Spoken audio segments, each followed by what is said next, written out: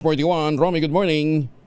Good morning, Sir Angel. Labis ang kagalakan, nagbubuhi at nagsagawa pa ng community funds ang mga vendors sa Baguio City Public Market matapos magpasya ang SM Prime Holdings Incorporated na atras ang kanilang panukalang 4.6 billion na market redevelopment project sa Baguio City.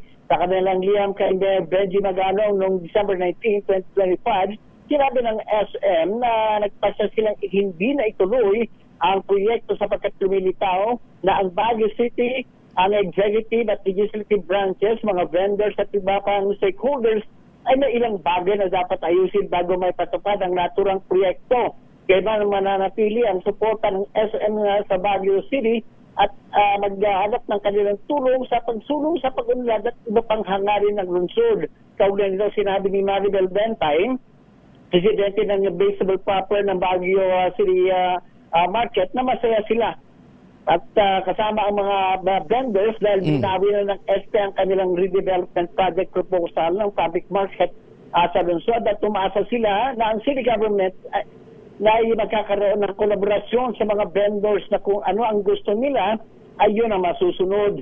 Nakiisa, dinati at sinangaan naman ni Congresswoman Sara Elago mula sa Gabriela Women's Party ang tagumpay na nakamit at pagtindig ng mga vendors laban sa malification ng Baguio City Market. Anya, posible palang mapaatras ang mga higante kagaya ng SM kapag nagsama-sama ang mga mamamayan. Noong December 2, 2025, ipinila ng Gabriela, Kabataan at Act Teachers Party List ang House Resolution 543 urging the Committee on Local Government na imbisigan ang posibleng privatization ng Baguio City Public Market at ang matinding epekto nito sa livelihood ng mga vendors, magsasaka, producers at consumers. Romy, anong gusto nilang mangyari? Ganyan na lang, nakatenga.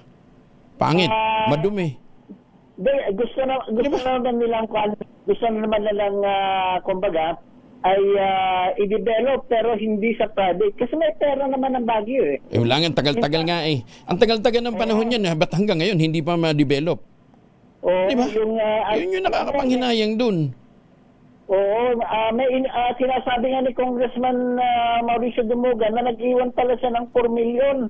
Ay, 4 million peso. Ikaw naman 4 million. Paano, saan makakaabot yung 4 million pesos para sa pagpapaganda ng public market? Sir Angel, billion. 4 billion. 4 billion? O, asan yung 4 billion? Nasa bangko. Bakit hindi nga gamitin? Hindi, kaya nga, yan ang tinatanong nga ng mga taga-Baguio. Meron naman, may mga architecture naman ng Baguio na pwedeng mag-design ng kanilang gustong gawin para sa public market. Pero, hinihintay lang siguro nila yung earnings, interest. Tumubo na lang muna yung pera. Nakatinggal lang sa bangko. Hindi gamitin para sa development ng Baguio. So 40 billion ha? 40 o 4 billion? 4 billion. 4 billion. Kakasya na yung 4 billion. Kasi yung gusto kasi ng, di ba, yung privatization, ilang palapag kasi yun. Pwede naman hindi ganun kalaki. Pwede mo i-develop na hindi naman siguro ganun kalaki. Hindi, pero kung moving forward ka para maging moderno, mas moderno at pang mas matagalan, tama nga naman, mas multi-layered, di ba? Para may parking space. Kasi ang sikip-sikip dyan sa Baguio eh. Di ba? Oo. Ang problema lang siguro, yung relocation, siyempre during the construction, it will take years.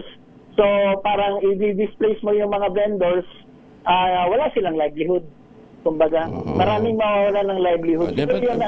Pag-usapan nila dahil masyado na natitenga, kawawa naman yung Premier City pa naman yan, pagkatapos pangit-pangit ang palengke. At saka congratulations kay Mayor Magalong ha, busit na busit yung mga turista na napunta dyan nung New Year. Mantakin mo, holiday, kahit holiday, ini-implement niya yung kanyang color coding. Malay ba naman ng mga taga-Maynila at yung ibang mga bisita na may color coding? Di ba? Ano ba naman yan, Romy? Hindi mo maintindihan. Ano, gusto ba nilang? Tapos, sinasabi niya para daw mag-improve ang traffic. Usad pago nga eh. Di ba? Yung mga, meron pa kasing ginagawa pang dating kalsada, ginagawang park. Yun nga. Bakit nga? Kung kailan holiday, saka ka mag-i-implement ng color coding. Ewan ko nga ba? Ewan ko. Talagang hindi rin namin naintindihan na Angel eh. Power wrong kayo dyan sa Baguio. Imbis na masenso eh. Di ba? Sige. Maraming salamat, Romy. Thank you. Magandang umaga. So yan muna, latest na update sa fines. Ito si RH41 Romy Gonzalez para sa DZRH. Una sa Pilipinas, una sa Pilipino. Alo.